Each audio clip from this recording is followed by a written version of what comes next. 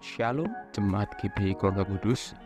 Berikut adalah warta sepekan Minggu 17 Desember 2023. Kami menyambut kehadiran Anda yang baru pertama kali beribadah di GBI Keluarga Kudus. Kami rindu Anda tertanam dan bertumbuh dengan Injil kasih karunia Tuhan Yesus Kristus di gereja kami. Mari terhubung bersama kami dengan menghubungi pelayan Church Welcoming Team di depan gereja, mewakili gembala sidang, staf penggembalaan, dan seluruh jemaat. Kami mengucapkan selamat ulang tahun kepada 19 Desember Ibu Evalin Kristina Kuntoro, 20 Desember Ibu Yeri Lydia Reisyanti, 22 Desember Bapak Samuel Dudiono, 23 Desember Bapak Adi Wianto. Info ibadah: hadirlah ibadah doa pagi setiap hari Selasa, Rabu, Kamis, dan Sabtu pada pukul 4.30 waktu Indonesia Barat di gereja. Dalam persiapan Natal, ibadah Youth Era of God untuk minggu ini ditiadakan.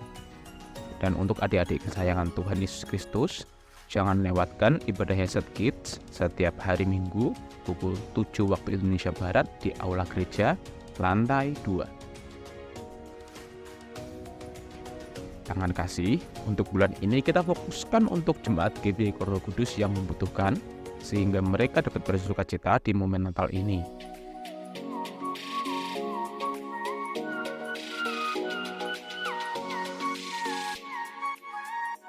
Mari menjadi berkat bagi sesama lewat amplop tangan kasih.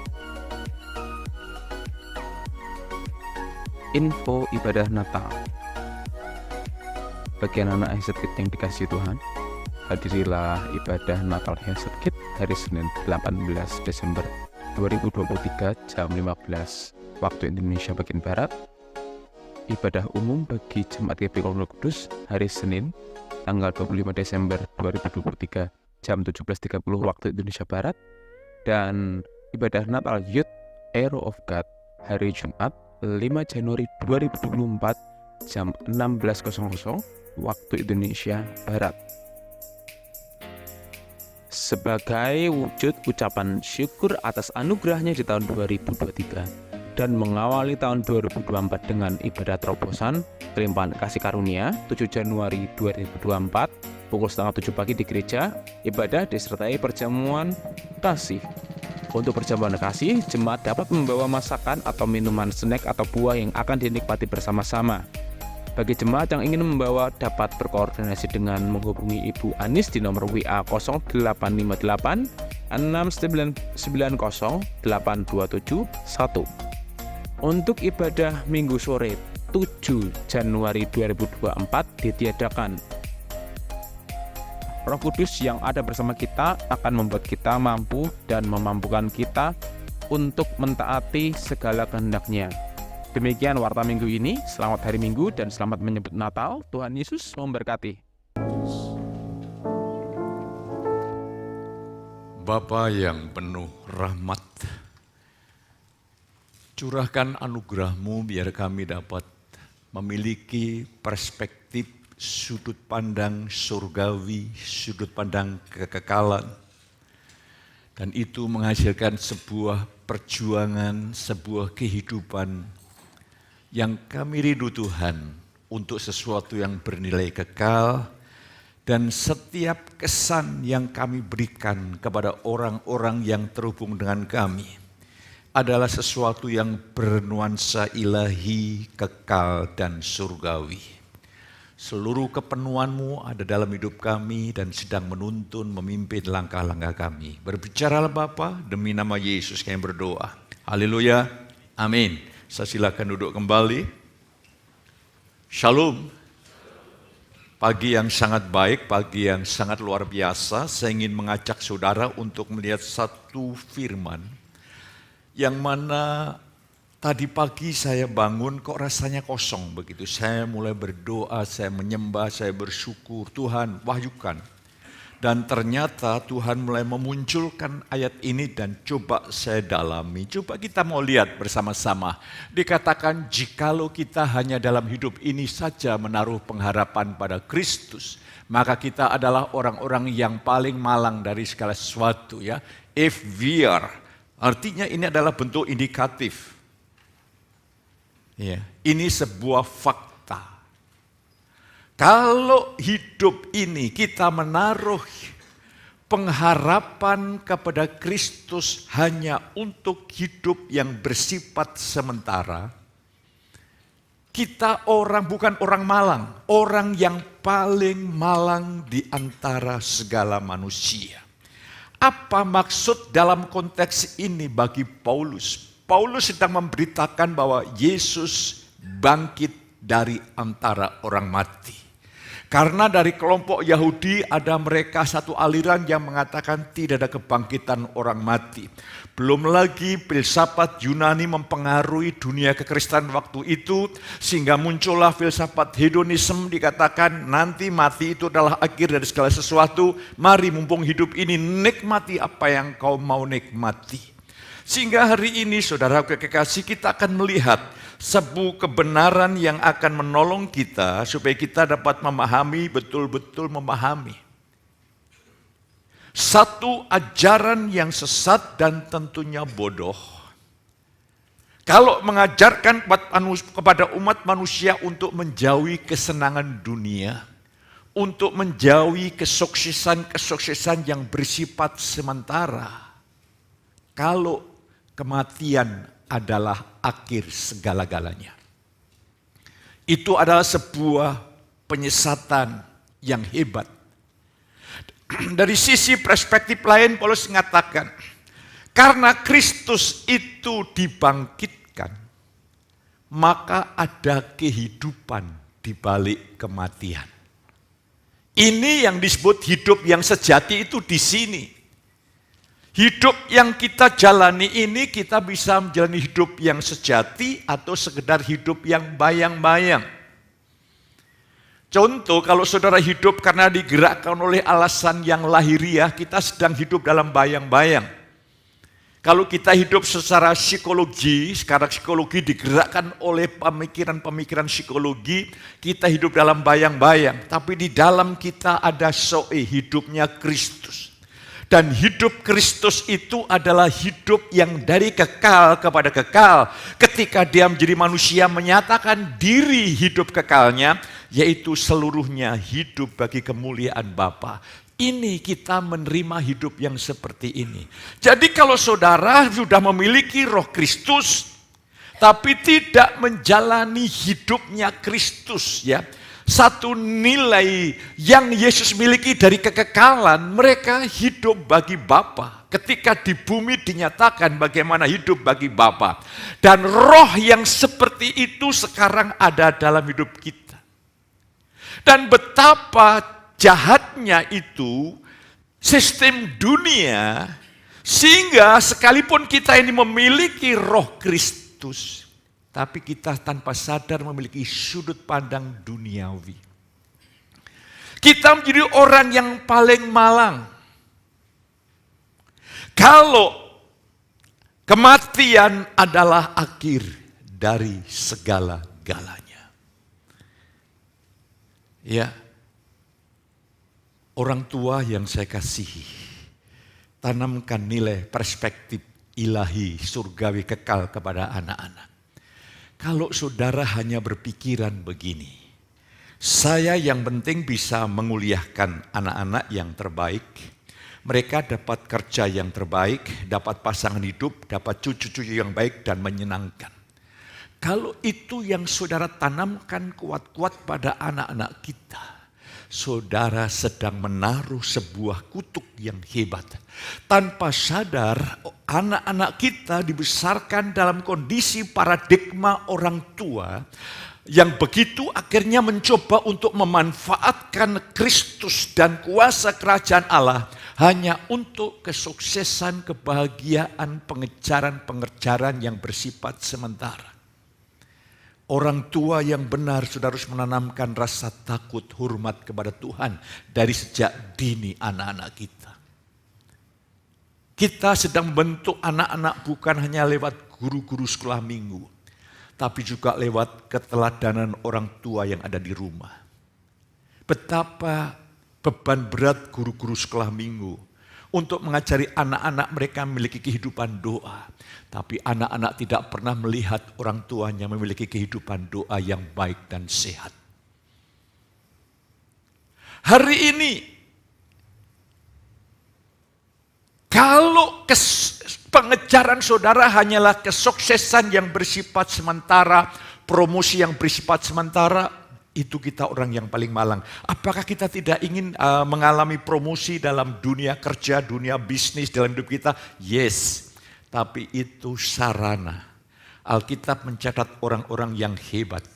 Ketika Tuhan promosikan Yusuf, fokusnya adalah kerajaan Allah. Sampai dia berkata, nanti tulangku bawa itu ke Israel.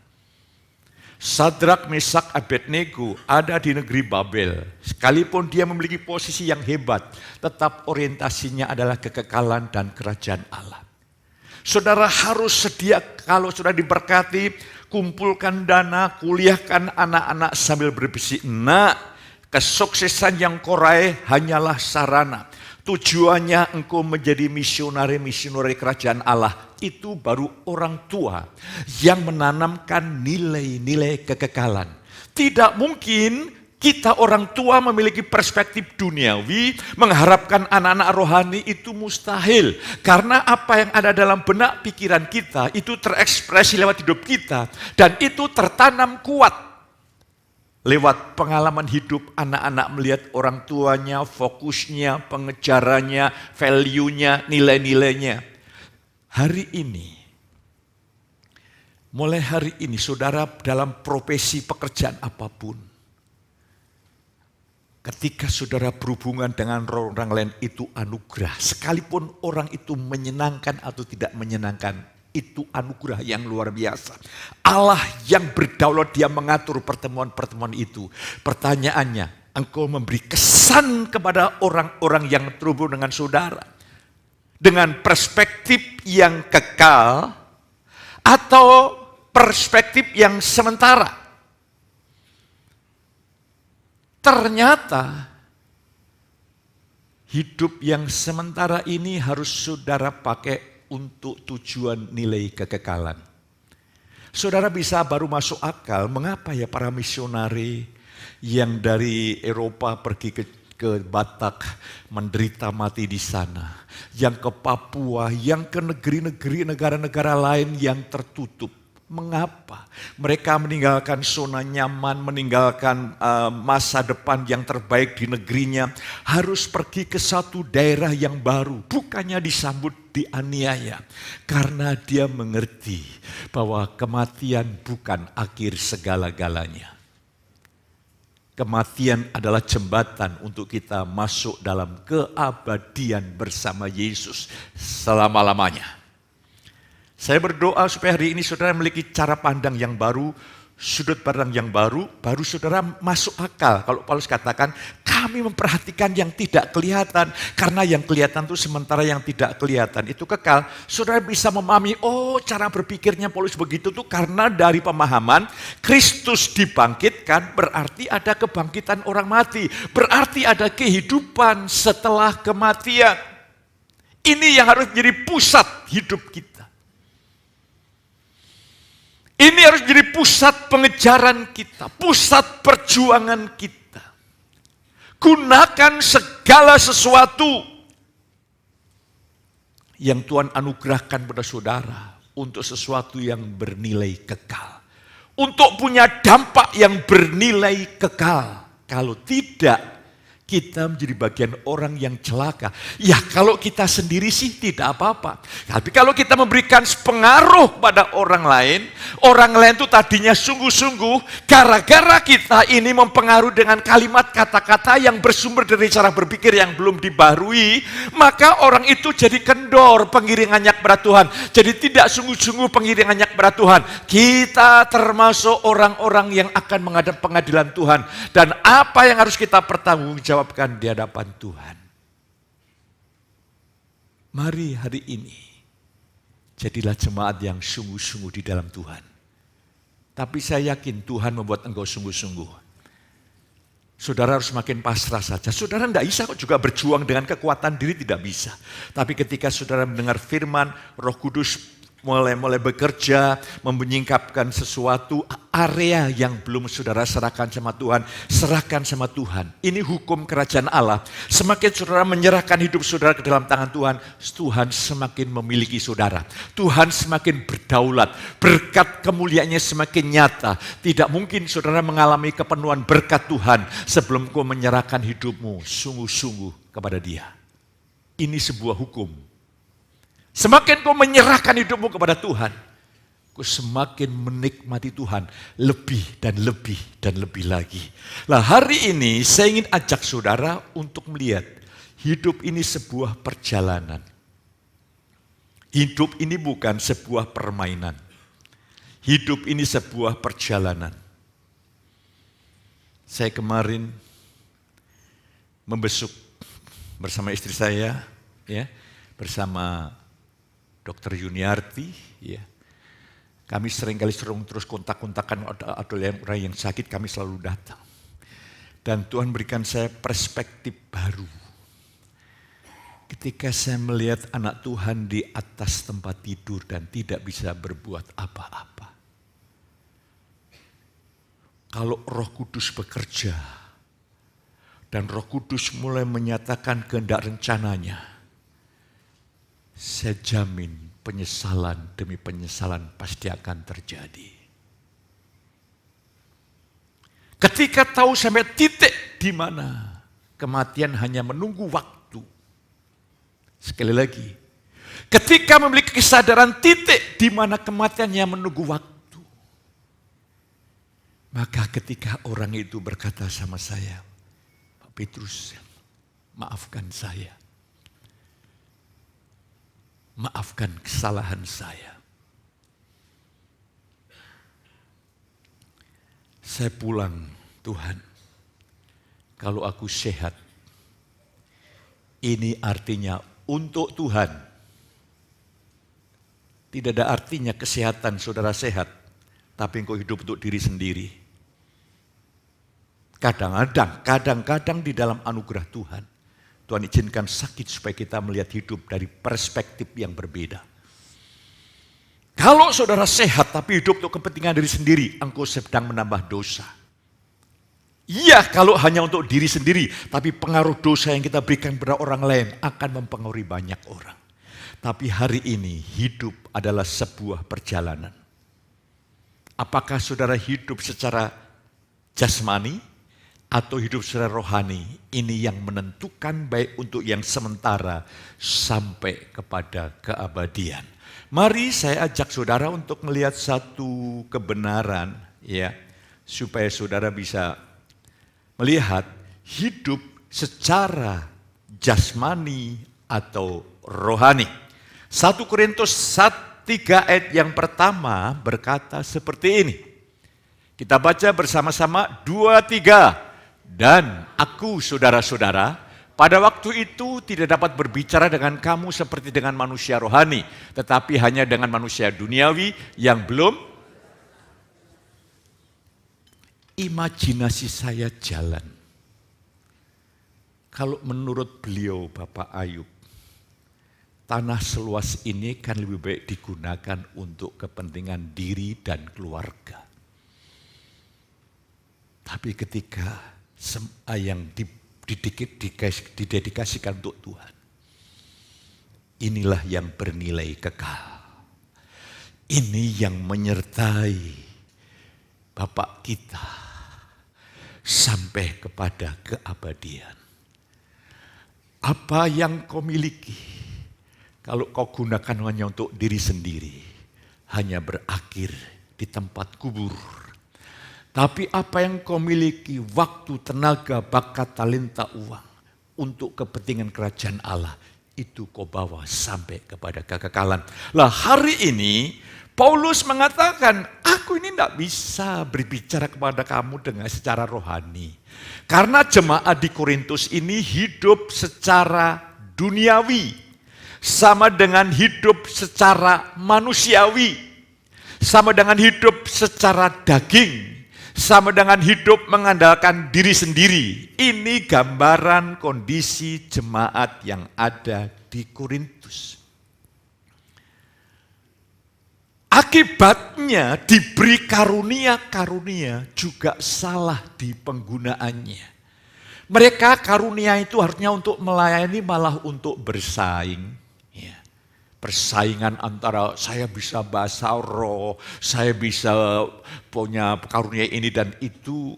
Jadi kacau. Bahkan kalau saudara baca, jemaat di Korintus ada dosa yang tidak dilakukan secara umum. Dilakukan oleh jemaat di Korintus. Ambil kesimpulan betapa jahat dan ngerinya kehidupan manusiawi, daging, dan duniawi kita. Kalau saudara lihat gambaran, dikatakan di sini saudaraku, saya ingin ajak jemaat, kekristenan itu adalah satu anugerah yang memberikan kepada saudara kemerdekaan. Anugerah yang memberikan kepada saudara kekuatan, kuasa. Untuk apa? Kuasa untuk dapat hidup di dalam kehendaknya. Kuasa untuk hidup di dalam panggilannya. Mari saya ingin ajak saudara untuk melihat. Pada saat orang Kristen, ini perlu kita pahami pelan-pelan, mengalami lahir baru, saudara menerima Yesus sebagai Tuhan dan Juru Selamat. Roh saudara dan roh saya, yang baru lahir baru, dicipta ulang segambar dengan Kristus. Ini hakikat hidup saudara yang sesungguhnya yang seringkali kita lupakan. Saudara mungkin seorang olahragawan yang kuat, ya, fisik punya kekuatan lebih daripada yang lain. Coba bayangkan kalau rohnya meninggalkan tubuhnya, apa yang bisa dilakukan? Dan tidak berapa lama tubuhnya busuk. Berarti yang menopang itu adalah rohnya. Rohnya itu roh kita yang baru itu adalah hakikat kita yang sejati. Kalau saudara melihat ketika Lazarus dan orang kaya setelah meninggal, Yesus mengkisahkan orang kaya itu masih ingat saudara-saudaranya, masih bisa mengingat, merencanakan misi keselamatan pada saudara-saudaranya supaya jangan kelak masuk ke tempat di mana aku berada. Artinya saudaraku, bahwa kehidupan kita ini ada roh, daya ingat ini adalah dalam roh. Pikiran kita ini hanyalah ini adalah seperti chip begitu loh. Ya. Nyatanya ya ketika dia setelah meninggal, rohnya, jiwa pikirannya terkubur. Dia masih bisa mengingat dengan jelas dan clear. Dan coba saudaraku, orang yang hebat, orang yang kuat ketika mati, tidak bisa berbuat apa-apa. Berarti roh kita ini adalah keberadaan kita yang baru di dalam Yesus. Dan pada waktu roh kita lahir baru, roh kita ini memiliki sifat ilahi yang luar biasa. Dan Roh Kudus hadir di dalam hidup kita. Coba kita lihat Yeskiel 36. Kamu akan kuberikan hati yang baru. Jadi manusia baru kita ini, ya, hati baru. Hati dan roh yang baru, hati yang suka melakukan kehendak Allah, hati yang taat, ya, hati yang lembut, hati yang tidak keras, dan Roh Kudus ada di dalam manusia baru kita yang berjanji akan membuat saudara hidup dalam ketaatan yang penuh. Ini janji. Lupa, kan hati kita ini baru. Mengapa kok hatiku kok masih yang lama yang bermunculan? Sebab saudara tidak bergantung manusia baru, tapi saudara bergantung manusiawi saudara, hatinya sudah tercemar hebat oleh dosa.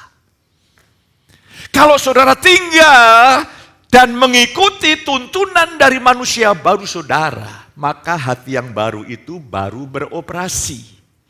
Hati yang lembut, hati yang taat itu baru beroperasi. Lah hari ini saya ingin mengajak saudara. Manusia roh kita ini sebut manusia baru ini loh, nanti ini manusia baru kita, manusia real kita. Ini bukan yang kelihatan. Sebab kalau roh kita meninggalkan tubuh, yang kelihatan ini tidak berdaya sama sekali.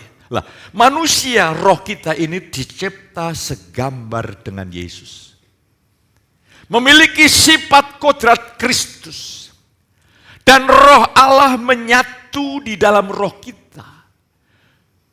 Luar biasa, tetapi sifat manusia kita yang telah jatuh secara keseluruhan tetap jasmani dan bersifat daging. Ini yang perlu kita pahami. Yang baru itu adalah manusia rohaniah kita yang diciptakan segambar dengan Allah, telah memiliki hidup zoe, hidupnya Kristus, hidup yang kekal.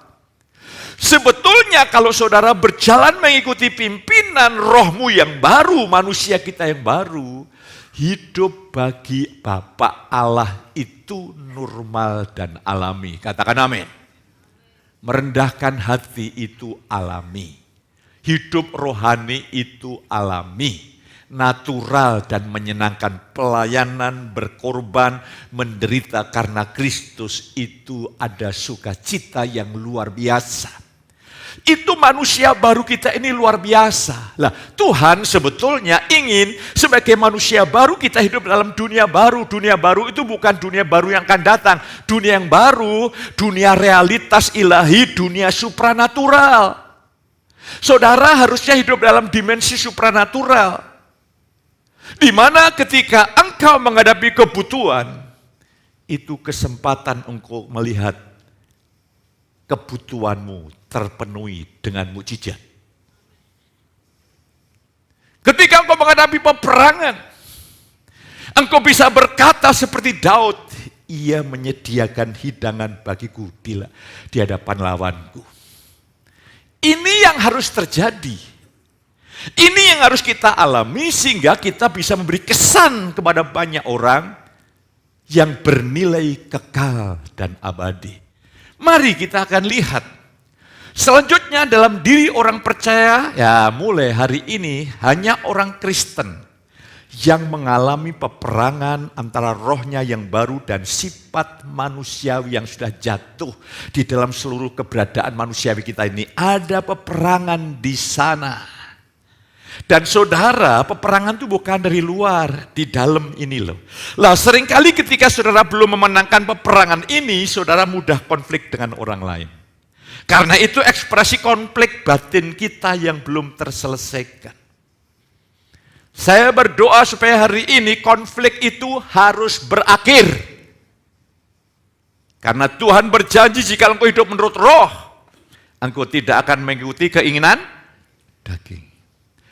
Peperangan itu harus berakhir. Artinya bukan berarti tidak ada peperangan, tapi dipastikan Tuhan membuat engkau menang. Hari ini mari kita melihat, setelah kita melihat hakikat kita, keberadaan kita sebetulnya dasar. Maka hidup secara rohani adalah hidup yang bergantung pada Kristus, hidup secara jasmani, hidup yang bergantung diri sendiri. Nanti saya ingin tunjukkan ya. Tanda-tanda ketika orang Kristen hidup mengandalkan diri. Ini ciri-cirinya yang tidak bisa dibantah. Orang yang hidup mengandalkan diri, hidup secara manusiawi, hidup yang duniawi, ya, atau bayi rohani, adalah pertama, Paulus katakan di dalam 1 Korintus 3 ayat 1-3, di mana ada iri hati dan perselisihan. Tidak besar dosa yang iri hati dan perselisihan, cukup. Engkau ini hidup secara manusiawi, duniawi, dan hidup menurut daging. Coba bayangkan. Itu baru yang disebutkan Paulus sebagian. Belum ada lagi kalau saudara baca ayat-ayat pasal 1 dan selanjutnya. Ada pertentangan teologi, ada pertentangan permasalahan masalah boleh tidak makan yang dipersiapkan berhala atau tidak. Aduh, konflik doktrin.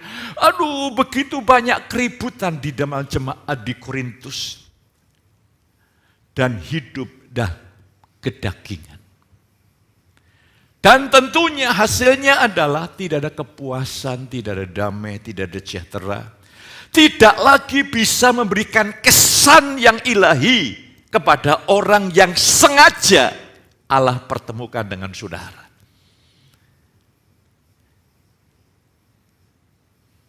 Bagaimana kalau Tuhan izinkan saudara ketemu orang yang tanda kutip sangat menjengkelkan? Tujuannya adalah satu, orang itu mau Tuhan jamah lewat hidup saudara. Yang kedua, ketidaksanggupan saudara untuk menghandle orang itu, untuk menghadapi orang tersebut, supaya saudara tidak lagi mengandalkan diri, tapi mengandalkan Tuhan. Dan Tuhan yang berkuasa akan bekerja di dalam lewat saudara, sampai orang itu dijamah, diubah Tuhan. Apa yang terjadi? Di dalam kekekalan orang itu berkata, hanya karena kamu, aku ada dalam kemuliaan surga seperti ini. Hanya karena kamu, hanya karena kamu, hanya karena kamu. Tapi kalau kita melihat dari perspektif manusiawi daging yang sudah tercemar dosa, kacamata kita sudah rusak. Berapa banyak orang yang menurut saudara sangat menyusahkan saudara. Tapi hari ini ketika kau melihat di dalam roh dari sudut pandang Kristus, itu sangat menggairahkan. Karena Tuhan memberikan pada saudara order yang baru. Katakan amin. Saudara, ini kalau saya kasih kata-kata order kok bingung ya. Karena terlalu banyak sering membaca Tokopedia. Pre-order.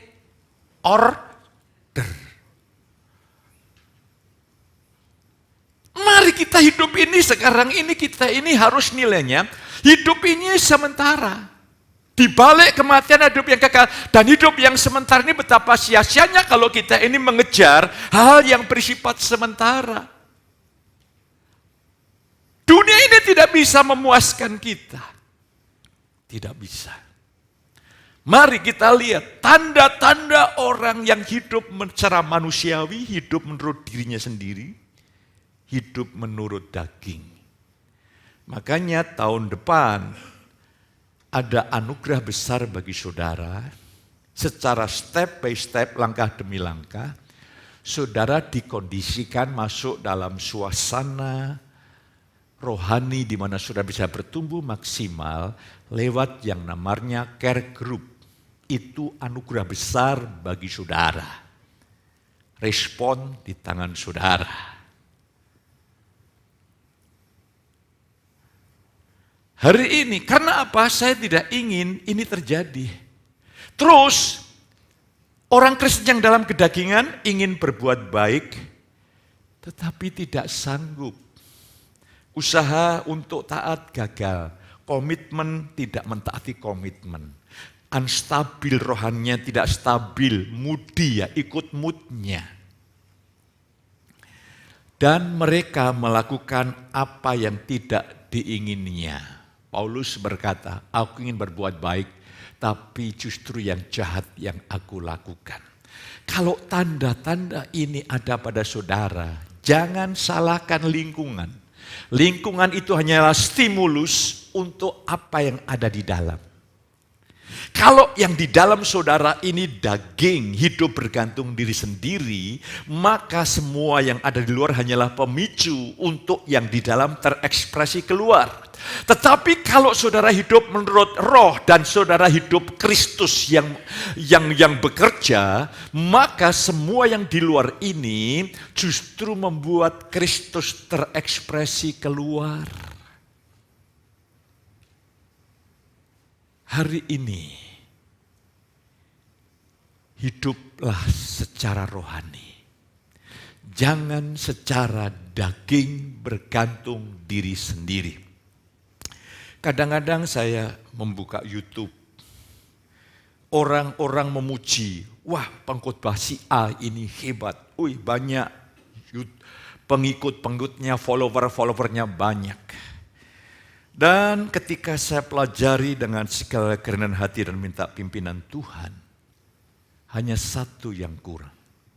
Semua follower pengikutnya mengagumi hamba Tuhan itu, tapi tidak mengagumi Yesus. Lah kalau hamba Tuhan itu mati bagaimana? Saya melihat ini, Paulus berbeda. Kalau aku memberitakan, Yesuslah yang kuberitakan. Kalau aku memimpin, menuntun setiap orang, aku tuntun kepada kesempurnaan di dalam Yesus. Dia beritakan salib, seluruh tulisannya sebagian besar diinspirasi oleh salib dan kebangkitannya.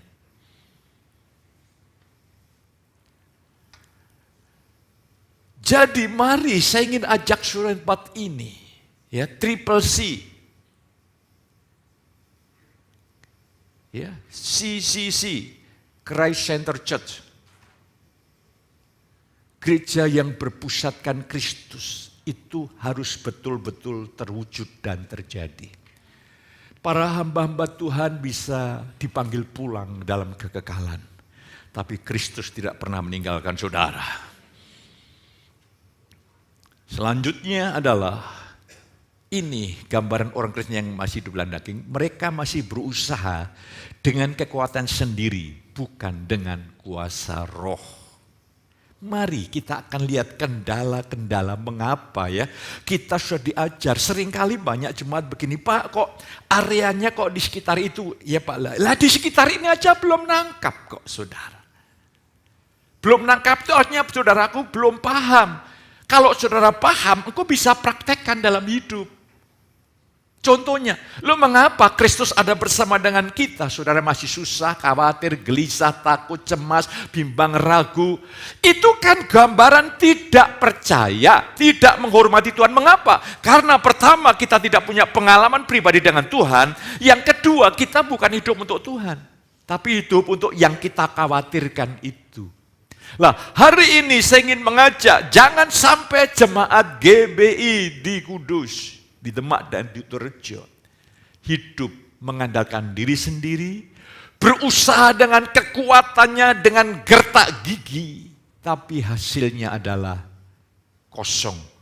Tapi hari ini hiduplah di dalam kuasa roh.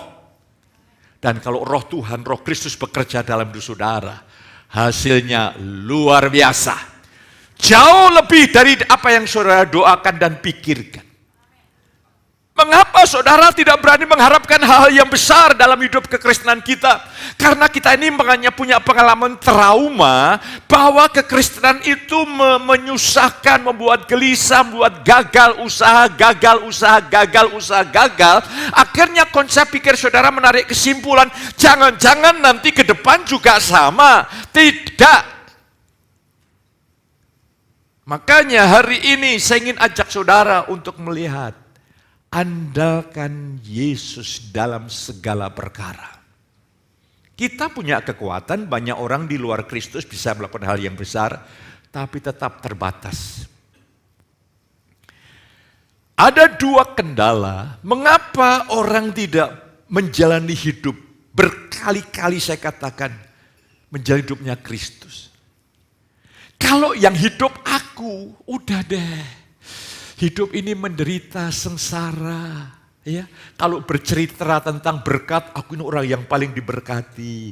Tapi kalau cerita tentang kesengsaraan, aku ini orang yang paling sengsara. Nanti orang lain berkata juga, Pak saya ini orang yang paling sengsara. Yang lain lagi berkata orang yang paling sengsara. Kalau di antara 10 orang, paling itu hanya satu lah. Kalau 10 semua kok paling 10 capek. Berarti, mari hari ini, satu saat kita membumbung tinggi, tapi lain waktu kita merasa rendah, kalah, tidak berdaya. Ini ketika kita hidup dengan kekuatan daging, itu unstabil, tidak stabil, naik turun, tergantung situasi dan kondisi. Ketika semua mendukung, yes, oke. Ketika banyak tantangan, langsung kita bisa dihentikan pengiringan kepada kita, kepada Tuhan. Percayalah, roh yang ada di dalam saudara itu lebih dahsyat dari apapun. lebih besar, lebih dahsyat dari masalah yang kau hadapi. Apapun. Makanya hari ini saudara kekasih, ada 2 kendala yang saya membagikan bagi saudara. Yang pertama adalah tidak adanya pengenalan akan sifat hidup yang baru. Jadi pikiran kita ini tidak bisa menangkap dengan baik, utuh dan lengkap. Kita mencoba memahami manusia baru dengan pemahaman pikiran kita. Kelihatannya saya tahu, aku ciptaan baru yang lama sudah berlalu. Tapi hanya di dalam pemahaman, di pikiran belum diwahyukan roh Tuhan. Karena kita belum merendahkan hati dengan sungguh-sungguh. Akibatnya apa yang terjadi dalam praktek hidup? Banyak orang Kristen yang mengalami banyak kegagalan dan pergumulan. Karena ingin melayani Tuhan, ingin menyenangkan Tuhan, masih di bawah hukum Taurat. Masih berusaha dengan kekuatan, usaha diri untuk melayani dan untuk menyenangkan Tuhan. Lah ketika pelayanan ini tidak cocok dengan selera, pelayanan ini tidak cocok dengan kepentingan ego, maka orang itu bisa putus asa. Mari kita akan lihat bersama-sama. Saya lebih tertarik khotbah yang bersifat praktis. Karena saya tahu tantangan jemaat lebih hebat dari tantangan pendeta. Saya belum pernah ketemu ya orang-orang di sekeliling saya, orang-orang berdosa, kacau, rusak. Tapi saudara ketemu birokrasi, ketemu orang yang aneh-aneh. Ya. Loh saya ini bersyukur saudara, lingkungan saya orang-orang hebat. Ketemu Penli, itu kan orang hebat yang Tuhan percayakan pada saya. Tunggu berikan kesempatan Tuhan. Jerry, Immanuel, berikan kesempatan bekerja. Samuel, haleluya, haleluya. Belum lagi saudara. Saya berikan kesempatan Tuhan bekerja di dalam saudara. Tunggu waktunya dia bekerja. Tahun 2024 engkau mengalami kepenuhan daripada supranatural ilahi. Katakan amin. Berikan kesempatan, saya berikan kesempatan Tuhan bekerja. Hasilnya lebih dari apa yang dapat kau harapkan. Jadi mari kita punya lingkungan yang luar biasa. Saudara punya masalah? Lihatlah dari sudut pandang Kristus. Itu namanya order baru. Minta kekuatan, doakan terus. Doakan terus, doakan terus. Kan berkati orang yang menganiaya kamu. Doakan, ini manusia baru itu beroperasinya seperti itu. Dan ketika manusia baru sudah beroperasi, yes, Tuhan mendorong saudara untuk mendoakan, memberkati, maka sukacita saudara makin berlimpah-limpah. Tetapi ketika manusia baru saudara, itu order dari Tuhan. Itu adalah kepimpinan Tuhan yang maha hebat. Tapi karena engkau meresponi dengan kacamata manusia, tapi pak, pokoknya kalau saudara udah boleh bicara, tapi pak, maka muncul lagu, tapi sayang banyak apa? Salah jalan. Oh, itu kan lagu muda-mudi saudaraku. Iya, karena saya waktu itu belajar musik kan juga dari iramanya Kus Plus. Makanya sekarang saya tidak mau main musik. Malu. Mainnya hanya 3 jari, sekarang udah 7 jari saudara kasih. Ya tahu sendirilah yang mana yang pintar-pintar saja. Hari ini kita seringkali belum memahami. Masih berusaha menyenangkan Tuhan. Melayani Tuhan dengan kekuatan diri. Ya susah, diri ini kan udah tercemar dosa. Diri ini ego, diri ini tidak bisa memuliakan Tuhan. Jujur, diri ini melawan Tuhan. Percayalah, daging kita, diri kita ini melawan Tuhan. Tapi di dalam manusiawi kita, ada roh kita di mana roh Tuhan ada di sana. Itulah sumber daya hidup manusia baru kita. Dan ketika orang Kristen mencoba melayani Tuhan, menyenangkan Tuhan dan kekuatan diri sendiri, aduh, luka saudaraku, menyakitkan, merasa tidak layak, lemah, tidak berdaya. Hidup ini tidak mudah. Hidup ini sangat tidak mudah. Ya. Hidup ini sangat tidak mudah. Hei pemuda-pemudi, hidup ini tidak mudah. Makanya dari sejak dini, berdoalah untuk pasangan hidupmu. Ya. Jangan berdoa begini, Tuhan berikan aku cewek yang cantik, mulus. Iya, kalau remaja. Atau ibu yang masih muda, imut-imut. Tapi kalau udah 50 tahun naik, makanya saya sarankan ibu-ibu jangan ada di sini yang alis saudara cap hitam. Nanti kalau saudara bertambah usia, ini mengerut. Maka alisnya begini, cet. Saya dengar ini dari Mongol, saudara.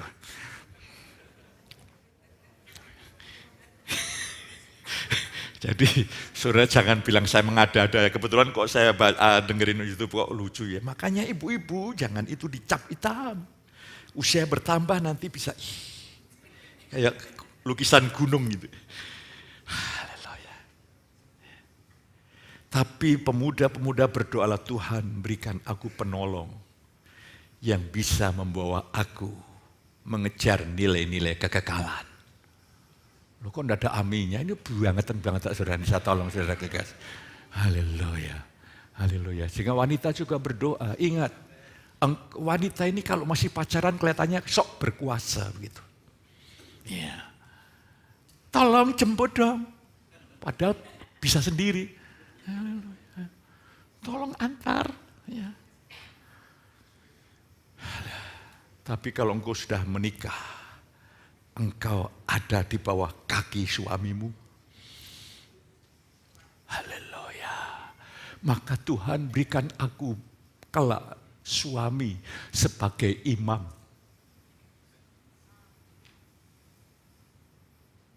Amin. Orang tua juga jangan berdoa, Tuhan kirimkan aku Tuhan menantu kaya raya. Memang dikabulkan Tuhan karena kekerasan hati. Menantu kaya. Anakmu bilang, Mi, ini gara-gara doa mami. Suamiku punya teman baru. Gimana kalau begini, Mi? Aku ya enggak tahu. Lah kalau mami enggak tahu, lah aku gimana? Sana bilang sama Pak Petrus. Nek seneng enggak datang ke saya, nek susah datang ke saya. Nah, diberkati, tidak memberkati saya. Nah, susah malah seringkali menaburkan racun-racun begitu. Enak saudara datang pada saya, Pak Petrus gini. Ini kan gara-gara Pak Petrus memberkati. Disalahkan lagi saudaraku. Haleluya. Enak saudara pulang. Masalah saudara lepas karena ada kelepasan. Saya ya gantian tidak bisa tidur. Waduh kasihan ya jemaatku kok begini ya. Tapi sekarang saya tidak mau. Kalau ada jemaat nakal datang pada saya, kalau waktunya tidur, saya mau tidur. Semua harus belajar dari konsekuensi. Mari hari ini, andalkan Yesus, hasilnya luar biasa. Sangat spektakuler saudaraku. Kita belum mengerti, memahami secara praktis, berdoalah Tuhan, apa artinya manusia baruku. Seringkali yang beroperasi mengapa bukan manusia baru. Padahal di dalam manusia baru ini ada benih kehidupan yang luar biasa. Pohon di dalamnya ada kehidupan yang kalau suasana baik dia bisa bertumbuh. Ya, binatang juga. Lah yang di dalam hidup kita ini lebih dahsyat, ini hidupnya Allah. Hidup yang sangat-sangat dahsyat dan luar biasa. Mengapa sampai tidak bisa bertumbuh secara rohani dengan baik? Hari ini seringkali kita tidak mengerti. Dan yang kita tahu hanyalah aku. Kita belum bisa memahami, Roh Kudus belum mengajar dengan baik. Kita belum mengerti manusia-manusia baru. Sehingga begini, Pak kok saya bingung ya Pak ya. Kok hidup ini mana yang roh, mana yang jiwa.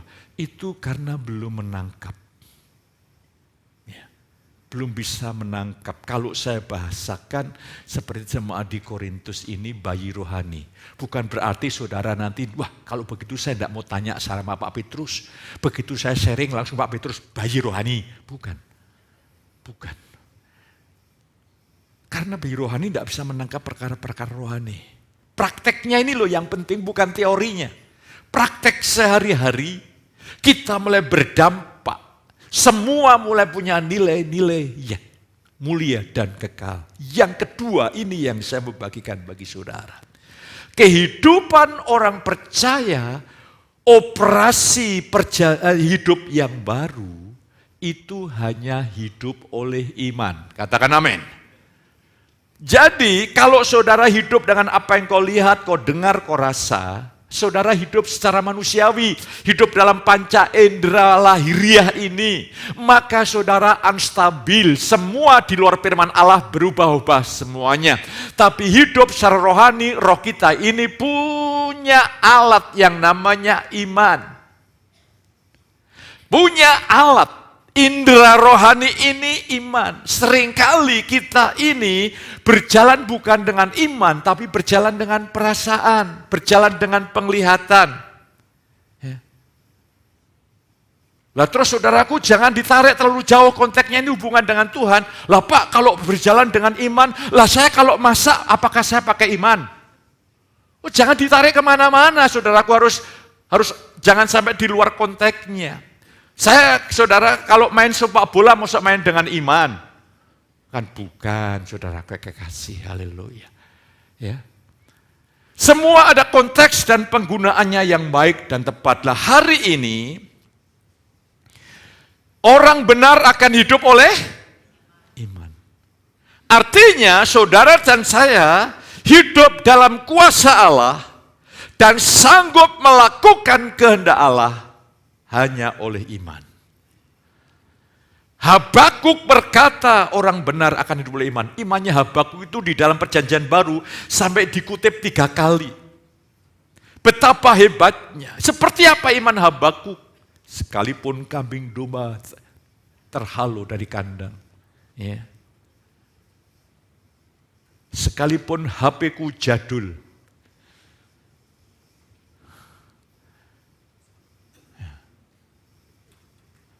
Sepedaku jadul, gembosan.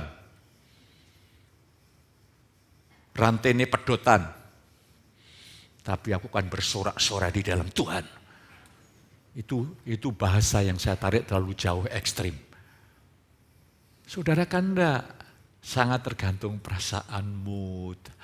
Tapi hari ini, semua mengecewakan. Tapi aku akan bersorak-sorai di dalam Tuhan yang menyelamatkan aku. Jadi iman itu fokusnya hanya Tuhan dan firman. Itu hidup menurut roh. Lah saudara kekasih, sekarang hidup menurut iman itu seperti apa? Hidup menurut iman itu sederhana. Hidup menurut iman itu orang yang menghormati Tuhan itu hanya hidup dengan iman. Makanya Tuhan memuji iman. Ya. Jadi kalau saya hidup dengan iman, itu saya menghormati Tuhan. Saya percaya apa yang kau katakan Tuhan. Saya percayakan semuanya ke dalam tangan Tuhan. Itu menghormati Dia. Iman pernah saya sampaikan, iman itu pertama artinya saudara dan saya tidak berdaya. Karena kita ini daging, luar aku kamu tidak dapat berbuat apa-apa. Berbahagialah orang yang miskin di hadapan Allah, yang punya kerajaan Allah. Miskin ini menurut Strong, itu seperti seorang pengemis yang hanya mendapatkan belas kasihan dari orang. Demikian juga kalau roh Tuhan tidak membangkitkan saudara, engkau tidak bisa bangkit dengan kekuatan usaha saudara. Kalau kekuatan kita bangkit sementara turun lagi karena memang nature-nya daging, mementingkan diri sendiri dan suka memberontak Allah. Lah hari ini jadi saudaraku berjalan dengan iman terus menerus menyandarkan diri setiap saat kepada Kristus. Walaupun saudara tidak melihat, tidak merasa, tidak mengalami apapun, engkau tetap mengandalkan Yesus yang di dalam saudara. Iman Habakuk saudara tarik dalam pengalaman saudara. Sekalipun kelihatannya semua mengecewakan, sekalipun semuanya tidak seperti yang aku inginkan, apa yang aku dambakan tidak akan segera datang seolah-olah, dan semua kelihatannya gelap. Oke, tetapi aku akan bersorak-sorai di dalam Tuhan yang menyelamatkan aku. Aku akan bergantung penuh pada firman Tuhan. Itu baru saudara akan menjadi inspirasi bagi banyak orang. Itu baru saudara diberkati Tuhan kalau engkau hidup dengan iman. Seringkali kita ini musuh iman yang terbesar itu perasaan. Kalau engkau hidup dengan perasaan baper, ini engkau hidup dengan dirimu sendiri. Ini tidak menghormati Tuhan. Karena perasaan selalu melihat diri sendiri, apa yang kita alami, apa yang kita rasakan, apa yang belum kita miliki, apa yang kita inginkan, berkecamuk. Tapi roh kita hanya percaya Tuhan dan apa yang Ia firmankan. Kau berdiri kokoh di atas firman-Nya. Saya percaya, cepat atau lambat, firman itu akan menggenapkan dirinya. Saudara menjadi orang yang kokoh, stabil. Pengejaran saudara, yes. Sekarang iman mengajarkan kepada kita, hidup yang sementara ini manfaatkan untuk sesuatu yang kekal. Tidak ada artinya saya berdoa bagi saudara yang sehat. Ini mungkin keras. Kalau engkau hidup hanya untuk kepentingan diri sendiri. Karena apa? Ini sudah makanan keras, makanan orang dewasa. Saudara menjadi orang yang paling malang di antara segala manusia. Kalau saudara pikir kematian adalah akhir dari segala-galanya. Tidak, kematian adalah awal dari segala-galanya. Makanya saya berdoa terus supaya pengelola Odema itu menjadikan Odema itu orang yang brilian bagi kerajaan Allah. Tiketnya sudah dekat. Amin. Iya, apalagi kalau ada Odema yang kritis gitu Tuhan, jangan biarkan meninggal kalau aku ada di luar kota. Yang bisa mengubur. Dan ini realita. Banyak orang yang justru begini perspektif. Ketika saya melihat orang makan tidak enak, semua tidak enak, semua tidak menyenangkan. Kalau melihat secara manusia, perspektif manusia, oh sengsara ya, bagi saya tidak. Ini kesempatan emas untuk bergantung sama Tuhan. Godaan banyak. Makanya Daud mengajarkan apa? Lalukan mataku dari melihat hal-hal yang hampa. Artinya Tuhan buat engkau melihat hal-hal yang hampa. Saya ini terus berdoa, Tuhan, biar jiwaku menginginkan hal-hal yang perlu bagi kerajaan-Mu. Tidak gampang. Tapi saya hanya mohon kemurahan Tuhan untuk terus bekerja. Jadi saudaraku, jangan kita harus berpikir dengan cara yang sempit. Kita harus melihat luas. Apa maknanya ini yang saudara hayati, hidup yang saudara capai ini untuk nilai kekekalan. Ini yang harus saudara perhitungkan matang-matang. Saya mengapa bersusah payah menggali firman, menyiapkan firman. Mengapa saya bersusah-susah? Sebetulnya bukan bersusah-susah, itu hanyalah istilah manusia. Karena saya ingin engkau kaya di hadapan Allah. Sehingga ketika saudara ada di dalam kekekalan, saudara berkata, terima kasih Pak Petrus. Untuk khotbahnya, untuk pelayanannya, saya sadar. Ada jemaat yang kritis. Dia bilang, Pak Petrus, terima kasih Pak Petrus. Khotbah Pak Petrus memberkati, mengubah hidup saya. Itu diucapkan jemaat yang dalam kondisi kritis. Aku menanti kata-kata ini daripadamu, apakah kalau engkau kritis? Terima kasih Pak Petrus khotbahnya. Saya diubahkan. Makasih loh Pak Petrus. Apakah senunggu kalimat ini muncul kalau engkau sedang kritis? Atau dalam keadaan sehat? Terima kasih Pak. Haleluya. aku akan berikan yang terbaik untuk Pak Petrus. Apa itu? Pengabdian pada Yesus. Amin. Ya. Jangan, waduh apa yang saya lakukan untuk Pak Petrus ya di hari Natal. Nah kalau semua jemaat ngasih roti sama saya, itu saya tahun 2024 akan jualan roti, saudara kasih.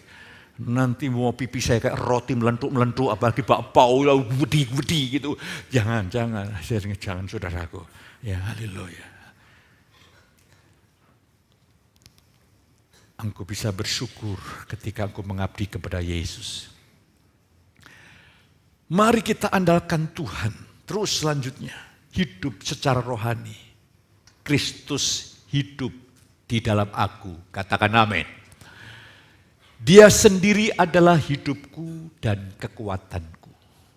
Ia mengajar serta menguatkan aku akan hidup sebagaimana patutnya. Pekerjaanku yang besar adalah berharap padanya agar ia bekerja di dalam aku, di dalam kehendak maupun pelaksanaannya. Ketika Tuhan bekerja hasilnya luar biasa. Kalau saudara lihat, mengapa ya, imajinasi saya begini, mengapa yang Yusuf kok dipakai di dalam birokrasi kerajaan Mesir yang begitu superpower hebat? Kadang-kadang dia kan tidak punya pendidikan yang baik. Mengapa harus berkecimpung di dalam sebuah birokrasi yang hebat? Disitulah letak anugerah Tuhan. Yusuf tidak ada pilihan lain kecuali dia bergantung pada Tuhan. Lah bagaimana untuk menghasilkan ekonomi? Orang-orang menyebut dalam tesis itu ekonomi yang hebat. Dari mana? Dia kan bukan seorang ekonom yang hebat dalam pendidikannya. Tapi dia ada dalam hikmat Tuhan.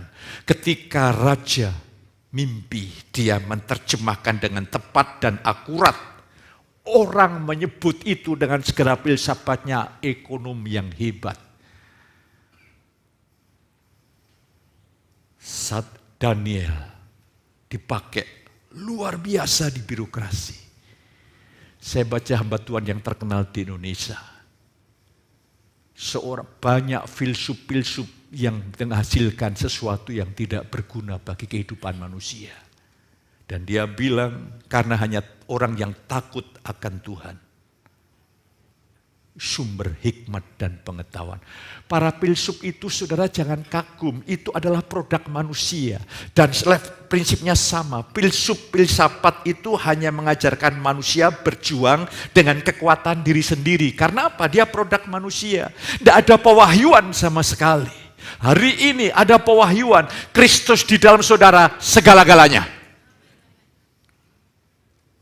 Praktek ini tidak gampang kalau saudara tidak diajar roh Tuhan. Ya.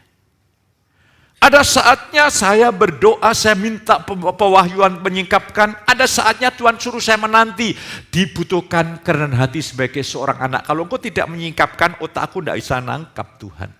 Mungkin otakku bisa menangkap, tapi seringkali berbeda. Contoh begini, banyak orang menafsirkan bukan aku lagi yang hidup dan Kristus. Itu berbagai-bagai penafsiran, tapi yang jadi masalah adalah bagaimana mempraktekkan dalam hidup. Saya membaca sebuah buku, hidup dituntun roh itu, waduh teorinya begitu banyak. Tapi yang jadi masalah prakteknya setengah mati. Bagaimana membuat simpel, sederhana bisa dipraktekkan. Lah hari ini saudara kekasih, bagaimana saudara menghayati hari lepas hari Kristus menjalani hidup lewat saudara dan saya. Tidak ada kehidupan Kristen yang normal kalau tidak Yesus sendiri yang menjalani di dalam lewat hidup kita. Saudara bingung, terus gimana Pak? Di mana fungsiku aku? Di mana fungsi Kristus? Saudara perlu minta pengajaran Roh Kudus secara lebih dalam lagi. Yeah. Di mana keinginanku? Saudaraku, ya keinginanku disalibkan. Keinginan saudara yang terbaik itu sudah tercemar oleh dosa. Makanya di Getsemani, Bapak bukan keinginan dan kehendakku, kehendakmu yang jadi. Daging itu tidak bisa cocok dengan kehendak Bapa. Maka perlu disangkali, disalibkan. Lah hari ini, belajarlah rendah hati. Kalau agama itu mendorong saudara kerja keras, kerja keras, kerja keras. Tapi kalau kasih karunia, engkau harus lebih banyak pasrah diri, berserah diri. Saudara bersekutu untuk makin mengenal dia, setelah mengenal dia, saudara pasrah diri. Hari ini ketika saudara mendengar khotbah saudara, dengar khotbah, Roh Kudus mulai tunjukkan bagian ini yang belum saudara serahkan sama Tuhan. Saudara katakan, Tuhan serahkan dalam tanganmu. Seringkali aku menjadi pengendali Tuhan. Pemahamanku, pengertianku menjadi pengendali hidupku. Serahkan, minta ampun sama Tuhan. Akhirnya saudaraku, saudara lebih makin hari makin dimiliki oleh Roh Kristus. Engkau makin dibuat memiliki sudut pandang Kristus yang luar biasa. Sehingga orang melihat kemajuan rohani saudara, dilihat banyak orang. Mari hari ini, engkau ini hidup dalam perjalanan ini, hidup mengandalkan diri atau mengandalkan Kristus. Saya ingin saudara betul-betul melihat yang terakhir. Dambakan, saudara saya tidak pernah bisa taat. Katakan amin. Saudara tidak bisa taat, daging tidak bisa taat. Ketaatan daging hanya lahiriah, dalam batas tertentu oke. Tapi itu tidak berkenan di hadapan Allah. Kalau begitu, hiduplah dengan iman. Yeskel pasal 3 tadi 36 ayat 27, aku menaruh rohku di dalam batin mereka, aku membuat mereka hidup dalam segala ketetapanku. Katakan amin. Saudara menerima janji, Tuhan di dalam saudara membuat engkau taat. Itu janji. Itu bisa tergenapi kalau saudara percaya. Terus Filipi 2 ayat 13, Allah sendiri yang bekerja di dalam saudara, yang membangkitkan saudara untuk rela dan mampu mengasihi Tuhan, melakukan kehendak Allah. Dia sendiri. Mari hari ini, dambakan, andalkan Tuhan dengan kerendahan hati. Kalau engkau tidak membangkitkanku Tuhan, aku akan kosong, aku tetap daging. Tapi hari ini ada pengharapan, kelemahan saudara hari ini, bawa kepada salib. Daging segala hawa nafsu dan keinginannya sudah tersalib. Hidupku bukan aku lagi, hidupmu sudah dipertukarkan. Harusnya hari ini orang yang paling merdeka, katakan amin. Sudah dipertukarkan, bukan aku, melainkan Kristus. Percayakan semua di dalam tangan Tuhan sambil sudah berjalan terus membangun hubungan dengan Tuhan. Dia akan menggerakkan, dia memampukan, dia akan bekerja secara kreatif. Membuat saudara melakukan pekerjaan dengan baik, dengan fresh, dengan segar, dengan kekuatannya, dengan hikmatnya. Dan tujuannya adalah supaya orang-orang lain dapat saudara pengaruhi bagi sesuatu yang bernilai kekal. Itu kekuatan hanya bersumber dari Tuhan. Jadi hari ini tanggalkan kehidupan diri yang lemah, letih, lesu, tidak berdaya. Sambut hidup Yesus. Percayakan hidup Yesus dalam hidup saudara. Saya yakin Tuhan akan bergerak di dalam lewat hidup saudara. Tuhan berkati pemain musik untuk menyiapkan diri. Tinggallah di dalam Yesus. Tinggallah di dalam kelimpahan segala kasih karunia-Nya, maka Allah akan membuat saudara tercukupi di dalam segala sesuatu, malah berkelebihan dalam kebajikan. Tuhan mengutus saudara untuk menjadi berkat di sana, di luar sana. Tuhan akan memberkati setiap orang yang terhubung dengan saudara. Engkau berkati mereka, engkau doakan mereka, engkau memberikan kepada mereka kesan ilahi untuk sesuatu yang bernilai abadi. Angkat tangan saudara. Berkat Allah Bapa turun atas hidup saudara. Kasih sayang Tuhan Yesus Kristus lewat persekutuan Roh yang Kudus melimpahi saudara ini pagi sampai selama-lamanya. Yang diberkati katakan semua saya. Ku berbahaya.